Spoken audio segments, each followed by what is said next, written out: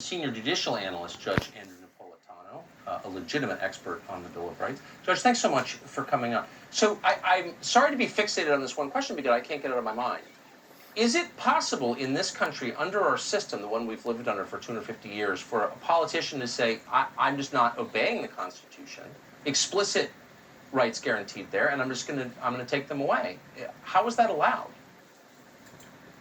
Well, it will be allowed if the politician believes he can get away with it because the public accepts the illusion of safety rather than the idea of liberty, for which many of our wars have been fought and many of our forebears have died in order to preserve the liberties, which now have been taken away by these politicians because they think they know what's better for us than we know for ourselves. They're not interested in choice.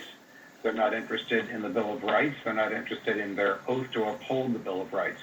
Tucker, the constitutional guarantees, free speech, free press, the right to assemble, the right to worship, are only as good as the human beings in whose hands we have reposed the Constitution for safekeeping. That's right. And the governors that you have referred to in Maine, in New Jersey, in Illinois, in California, have no regard for the Constitution because they have public sentiment behind them, because they've scared the daylight out of the public, and very few people, unlike the mayor, God bless him, he's willing to do this, are willing to stand up and say, enough. Then may I ask you a question? If our politicians have no regard for the Bill of Rights, upon which the country is founded, of course, then why should the rest of us have any regard for their orders? I mean, it's not their country. They don't own it. It's our country. So why are we obeying them if they're contravening our Bill of Rights?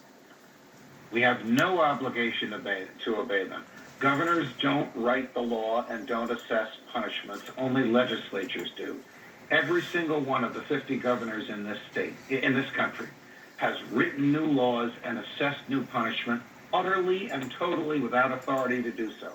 Even if the state legislatures of the states of which they're the governors had authorized them to do it, that legislation would be invalid because, as you have pointed out, it directly contravenes guarantees in the Bill of Rights. And every one of those governors, when they became governor, took an oath not only to their state law and their state constitutions, but to the federal constitution as well, which includes the Bill of Rights. They have forgotten it. They've looked the other way. They are just interested in telling people how to live because they can get away with it. It will take a determined minority, like the mayor of Newport Beach, like some of the people that you and I know, pushing hard to point out how they're violating what we have hired them to do. Because the majority is willing to accept this nonsense and believes it's the law. I go into a supermarket to buy a newspaper. The sign says, it's the law. You can't come in here without a mask. I said to the owner, you can tell me I have to wear a mask because you own this business. And if you think my not wearing a mask will harm your business, you have the right to keep me out. But there is no law that says I have to wear the mask. There's just the governor's musings and whims. That's all it is. I can't control myself. I've got to say shame on many of our religious leaders for following these illegitimate orders and taking the orders from the government. That's not what they should be doing, for sure. Judge Napolitano, great to see you tonight. Thank you so much. Pleasure.